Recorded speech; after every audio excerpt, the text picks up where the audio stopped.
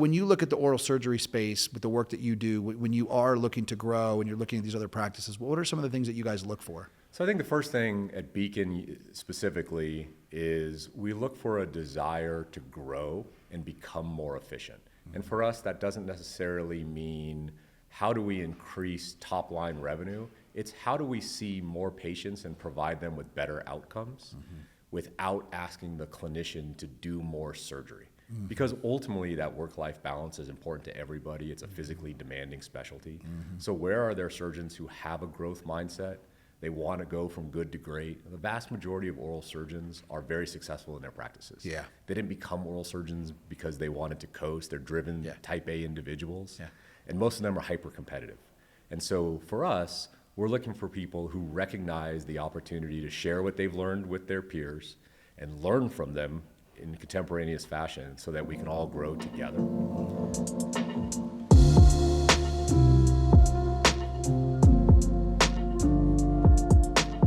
Scott Price, welcome to the ZeroBalance Podcast. We're here at Dykema, and it's good to have you. Thanks for having me. It's great to be here.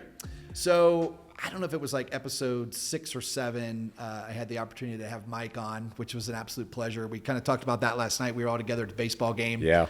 And he was such a champ. I think he had got in that afternoon. John Krumanock said, "Hey, Mike, can you be on this podcast?" He's like, "Sure." So it was a lot of fun to talk about his history in the industry, and then a little bit about Beacon and all of that. But so excited to have you. And well, I think what I want to get into today with you, you do a lot of your work, 30 years of experience on the M&A side, right? So at Beacon, as you're looking to grow, like you are the guy that looks at the opportunities for growth and scale. And so I'd love to kind of get into that a little bit. I think it's always fascinating for people that watch this, that are in this industry, to learn some of the things that you look for when you're scaling. And I want to tie in a little bit of the technology piece. Okay. We're here at Dykema. The Quanta Suite team is, we're really excited about kind of launching that platform. There is an element, as you know, which we'll get into, on the importance of a practice putting tech into their office for scale, for patient experience, which I know relates to valuation. So absolutely. But let's start a little bit about your story. Sure. So first of all, it speaks to I think the success that we have in the dental industry more broadly is that we're all connected by a couple of degrees of separation. And so you just named 3 different connections that we all share. And I think that's what ultimately allows us to come together as colleagues and learn from one another in really the goal of both elevating our practices, but also providing better care for the patients and having a better experience for all. And so definitely appreciate that. It's not lost on me that a 30-year veteran, I've met a lot of interesting people and learned a lot of things from them. And so love having these conversations. Thanks for having me. Yeah, absolutely. I was sharing with kind of our last guest what the word DSO has meant in dentistry. Sure. I see it through a different lens. I spent 2 different stints at Mortensen Dental Partners in Louisville. I loved it. Dr. Wayne Mortensen, who was the founder, just his culture, what he believed in. And one of the things that I took away from my experience there is that as they grew, I saw it as being able to serve more patients. That's right. That's really kind of the way that I saw it. Now, obviously, I know there's a lot of pieces and parts and the like or what have you, but I think what's important about these conversations, and especially the work that you do, is bringing that to light and sharing with people to watch kind of all of that. So, I'd love to kind of start there. Yeah, absolutely. Just kind of so I think just to go back to your first point or first question, I found my way here through exactly that medium. I helped build a group in California where I was the managing partner of an oral surgery-focused M&A firm called Brady Price & Associates. I, of course, was Price. And the founder ultimately had no designs of building an MSO, but that was, in fact, exactly what he did. He acquired his first office, ultimately decided he wanted a second location, acquired that, decided that it made sense to bring a second surgeon in and he could provide value through his mentorship, through putting systems and processes in place so that together they could see the maximum number of patients and serve a need in their community. They, in fact, served an underserved portion of the population that most people don't want to see because it's Medicaid. And so for them, it was about efficiency, and ultimately found that there were more and more of his colleagues who were interested in joining him as long as he provided the infrastructure they needed so that they could take care of their patients, not worry about the administrative function. That was almost 20 years ago. So never in a million years did I think that would turn into me becoming an executive at a large oral surgery focused MSO, but here we are. I have very humble beginnings. I got started working in the stock rooms of an oral surgery focused anesthesia and surgical supply company back well before anybody was even thinking about managed service organizations or dental service organizations for that matter. We thought of them as large group practices. So there was always central services that did procurement for them, for example, and made sure that they had adequate supply so that they could take care of their patients. Right. And to think that 25 years later, here we are where we're using now AI to even predict the needs of our surgeons and their support teams and the practices is just remarkable. Yeah. So it's come a really, really long way. And at the end of the day, it's all about patient safety and patient care. Yeah, it's interesting when I think about dentistry. It's one of those industries where you have the companies that provide the products and services and technology. You have the dental practices, and you mentioned it. We were talking about this a little bit. When everybody works together, ultimately, it's to better patient care. That's right. And years ago when I was at Mortensen, I remember doing an analysis with our CFO at the time that we were blown away that if patients came in just twice a year, those that were not coming in twice a year just for their cleanings, That's right. we wouldn't have had enough hygienists. Right. It's like, Right. So there is an element of being able to build a strong infrastructure when you are going to grow or try to serve more. That's right. And that, so when you look at the oral surgery space with the work that you do, when you are looking to grow and you're looking at these other practices, what are some of the things that you guys look for? So I think the first thing at Beacon specifically is we look for a desire to grow and become more efficient. And for us, that doesn't necessarily mean how do we increase top line revenue. It's how do we see more patients and provide them with better outcomes without asking the clinician to do more surgery. Because ultimately that work-life balance is important to everybody. It's a physically demanding specialty. So where are there surgeons who have a growth mindset?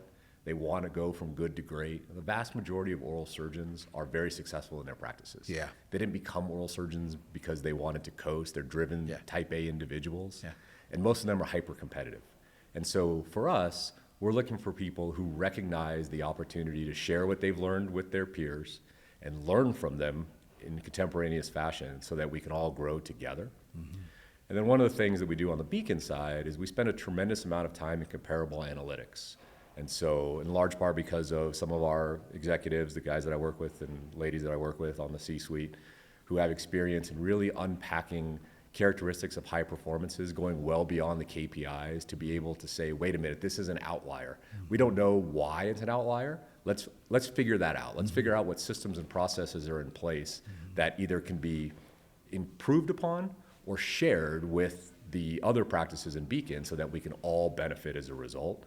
That's ultimately what we look for on the M&A side. So we've gotten to the point where we've had the privilege to analyze really the vast majority of the practices that are available to transact at this point in the United States over the last 5 years. There's no secret who the oral surgeons are. Right. In large part, I think that's one of the reasons they brought me here is we have the relationship so we can go have those. As we talked about, we're all connected. But it's really who shares that growth mindset, who's desirous of really being at the pinnacle of their profession. We talk about we're looking for the front of the grid amongst F1 drivers. We're looking for guys who really want to be the absolute best at what they do.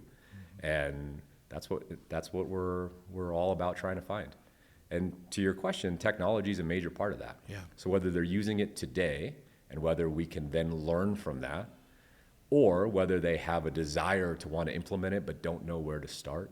One of the things, and I know here at Dykema we're spending a lot of time talking about how do you connect all of these great services, because ultimately there's so many, much like the products that you guys are providing, there's so many great options for people to implement in their practice. But if they don't know how to use it in an effective manner, and if the systems can't talk to one another, then it's really just creating more noise in the practice. So one of the things we spend a lot of time on, both on the M&A side and then ultimately as they partner with us through execution on the operations side, is helping to put these systems in line with one another so that they work effectively and create that efficiency that they're looking for to ultimately provide better patient care.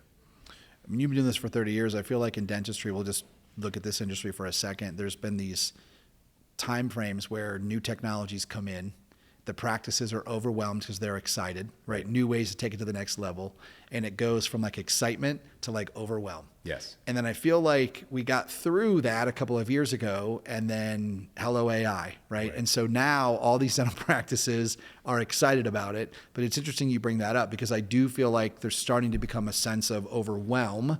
Absolutely. And how do you, like, something that was designed to help save time in the practices is now taking them more time, at least right now, until they work through that.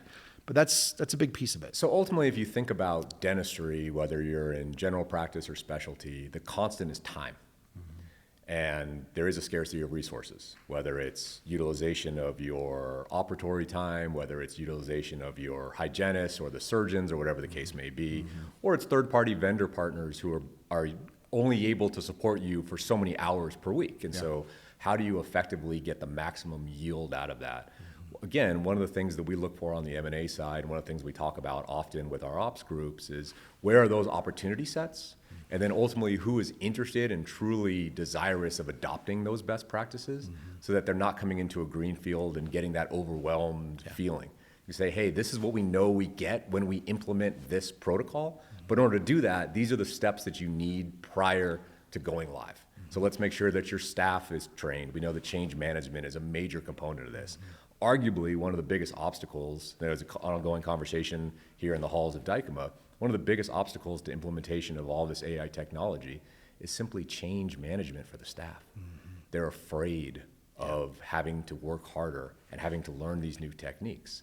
And it creates a lot of noise and disruption in the practice. So whether you're an independent provider or whether you're a large group like Beacon, the last thing you want is noise and disruption. Right. You can't afford it. Right. And so the reality is that is, I think, one of the hesitancies and the reluctances. So the more case studies we can present and the more experienced leadership there is to ultimately step in and as a servant say, we're going to help you execute this vision that you have, that's where we're seeing value. Then again, from an M&A, from a hyper-focused M&A perspective, for us, it's an opportunity set. So when we go in, we do a tremendous amount of diligence in the practice. It's a relationship building exercise.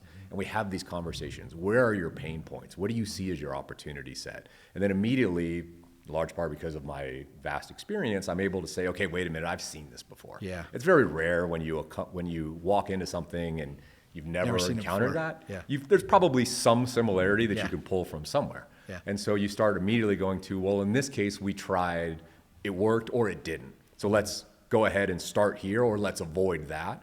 And that's an opportunity for us to think about as investors, where can we find immediate ROI without causing major disruption in the practice? And then ultimately, that's where we found our success. And I want to stack something on top of that now, which is the patient experience. Yes. So when you're looking at it through the lens of the M&A side of us as both patients and consumers, working with businesses outside of a dental practice, out of an oral surgery practice, and our expectations that we have for technology to be there and for the experience to be efficient, how does that come into play? So when you look at, so I think about the work that you do, like you mentioned, you've got to manage the alignment, the culture, a lot of these different things. Yeah. And now you have this changing patient environment and what their expectations are of the practice. And can the practice support that? Yeah. Which I would have to think. I think the one thing that we all know, whether it is true of our patients, it's true of our staffs, it's true of our providers, is it's all about their experience. And so one of the things that everybody talks about, I'd like to take credit for it, but I can't, is their net promoter scores, their Google reviews. And it is something that we're cognizant of.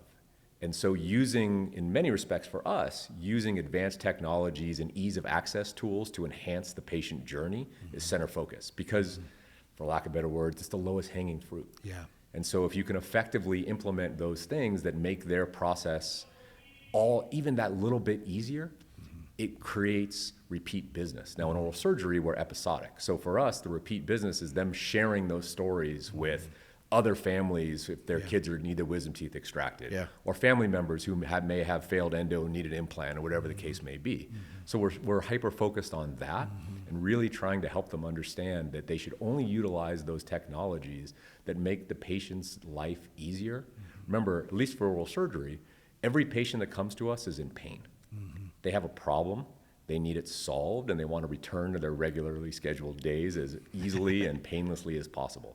So if dealing something, for example, like just simply having to deal with your insurance company or having to deal with payment plans.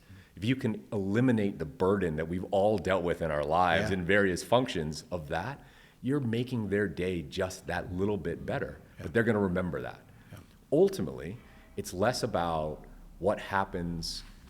Let me back up.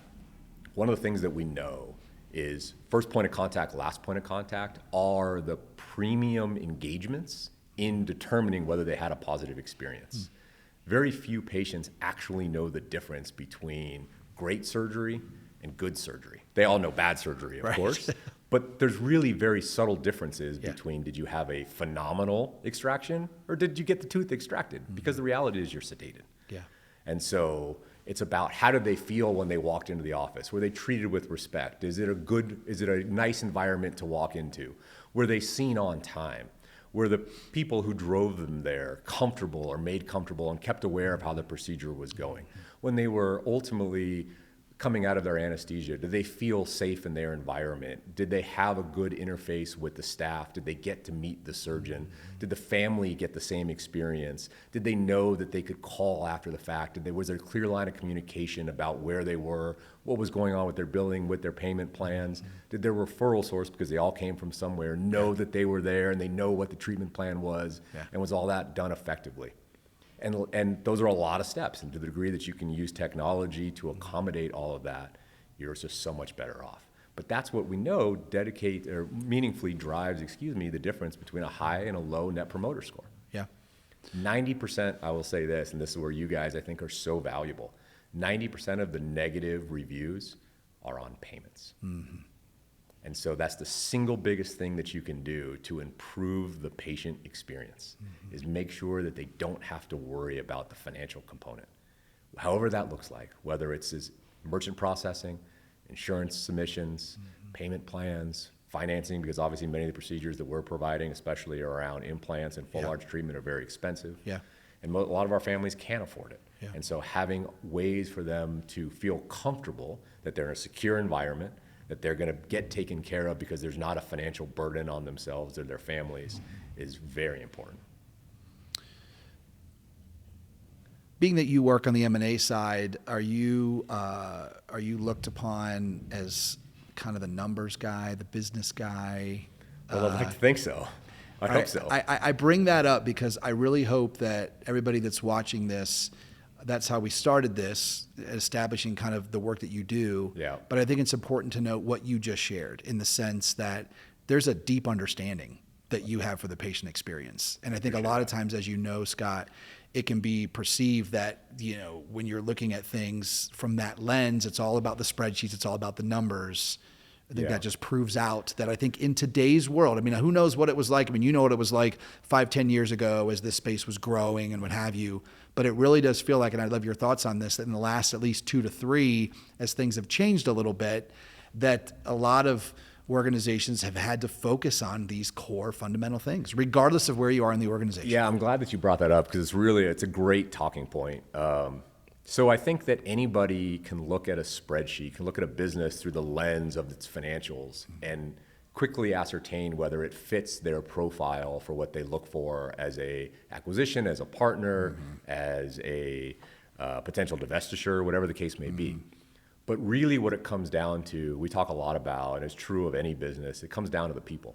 So the quality of the provider, we all talk about the like-mindedness of the individuals, but are they goal aligned? Because ultimately, if you find that they share a common set of values that are focused on improving the quality of the patient journey, including the quality of the staff's experience, that they'll have good financial outcomes. And so now you get past that balance sheet, you get past what ultimately you're getting from the accounting software, and you really get into who is it that we're bringing into this enterprise? They're becoming your partner. And we want them to understand that this is not an acquisition, this is a partnership. Because our goal, our median age is in our early 40s. We want to be partners for quite a long time. And so how do we think about working with these individuals is just as important as what they're generating on the financial side. That's really the focus. Especially we're talking again about AI. At the end of the day, I can do an AI analysis of almost any practice in 5 minutes. It doesn't really take that much. You know, I think about the old days of crunching out numbers on a spreadsheet and spending endless amounts of time arguing with my PC of why Excel isn't doing what I'm asking it to do. Those days are behind us. Yeah. You know, we still get Excel spreadsheets, but at this point it's all pretty much automated. Yeah. And it's really, we spend an inordinate amount of our time getting to know our potential partners, our potential acquisitions, if you will, and really understanding who they are, what their backgrounds are, what are their family situations, what are their goals in life, because that will dictate, in many respects, the outcomes that we're going to likely encounter. If I find somebody who, for example, wants to retire, great, we're immediately going to start talking about, well, what are your goals in transition? Tell me about your practice. How have you learned to integrate yourself in the fabric of the community? And now I'm immediately thinking about, well, who do I need to find to replace this individual or to supplement this individual through a transition phase, which is very different from somebody who says, hey, I'm 5 years into my career. I see what my colleagues in Beacon are accomplishing. I want that same result from my practice. I'm not thinking about replacing this person. I'm thinking about what services do I need to provide to this individual so that they can get up the vertical of that J curve as quickly as possible. That's a totally different process. Ultimately, to me, that's way more important than what's on the profit and loss statement. It's a great segue to the next thing I wanted to ask you, which is, how is the morale of the teams? How is when you look at Beacon right now, you look at the oral surgeons and the teams, it's not an easy job. Yeah. It's a great question. Candidly at Beacon, we're bullish. Yeah. I think the morale is generally positive. Yeah.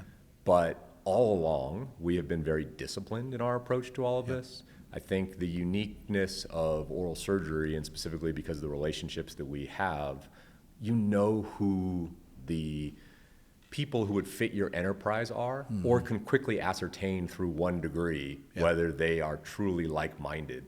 And so I think without question there has been challenges, but because we've been disciplined since day one, we haven't had the pitfalls that perhaps some others have been faced with, where we've had to hit a hard reset. Now, that's not to say that we haven't had a few of course of our own misses, or to say that if we had to think about doing certain things in a certain order differently, with the benefit of hindsight, we certainly would have. I also think that the risks are higher. And so relative to 5 years ago, when, it's a cliche and a commonly used term in my world, rack and stack created value, it doesn't. So today, the vast majority of Beacon is owned by the surgeons. So I have a fiduciary responsibility to them to effectively invest their money. And I'm always cognizant of that. Those are my partners. And I have to deliver for them. And if I don't, they're not going to be happy, and they're not going to want to stay long-term in the enterprise. And so the decisions that we make, because in a higher interest rate and climate, in a more competitive environment, those decisions are magnified, become more important. So the tolerance for missing is lower. At the end of the day, I'm a diehard golfer, so I just think aim small, miss small. Really the way I think about it. I love it. And then lastly, what are you excited about when you look out the next 2 to 3 years with, both the work that you all are doing at Beacon, but then I think more importantly, just dentistry in general? I'm really proud to say this. I'd like to think that as I come up on my 5-year anniversary of joining this platform, I'd like to think 5 years ago I knew a fair bit about oral surgery. I've learned more in the last 5 years than I ever dreamed possible. I've gotten to work with guys like Mike Frigoletto, who, candidly, are the smartest guy you'll ever meet, and you learn that 30 seconds after you start talking to him. I've gotten to partner with some of the most renowned surgeons in the country who maybe aren't KOLs in the sense that they go around lecturing, but have truly built these unbelievable practices. And candidly are great people, and they're great family people, and they take care of their staffs and their patients. And I can go to them and pick up the phone and say, hey, I have a question, I have a problem I'm trying to think through. That's what excites me. The idea of continuing to grow upon that and share what we're building and ultimately what we've learned with others. That's what gets us out of bed in the morning. And then lastly, look, I'm not naive enough to not recognize that there's a financial component to this. So delivering on the promise is very important. making sure that we have the outcomes that we have set out to achieve is something that we're mindful of. And so that excites me as well, is just the opportunity to serve and ultimately deliver on those various promises. And I think it's the only way you can survive there's obviously a very stressful environment that we live in, but it's the only way you can survive it is to do it with some intrinsic value. And that's what's always gotten me excited. It's the ability to serve more and more, recognizing that ultimately we're a specialty extension of their specialty practice. So my role, I'm never going to treat a patient. My role is to treat the people who treat the patients. Yeah. And so that's what I get excited about. That's awesome. So we'll learn a lot more in the next 5 years. Yeah, completely. Well, thanks so much. I know the Quanta team really appreciates the relationship with Beacon and just having this conversation, and again, taking some time to share with the industry, kind of what goes on behind the scenes. I think as you know and have learned, as these platforms have evolved, there's a lot that people don't know. And I think a lot of the things that you shared today really stresses both the culture at Beacon and what you guys are looking to accomplish. So, well, thank you. Thank the entire Quanta team for being great stewards of all the knowledge that you guys have and trying to increase the value of the patient experience. And frankly, for offering this forum to demystify some of this for everybody, I think is incredibly valuable. So awesome. Thanks, Scott. Enjoy the rest of Dykema. Yeah, you as well. Appreciate Thanks. it.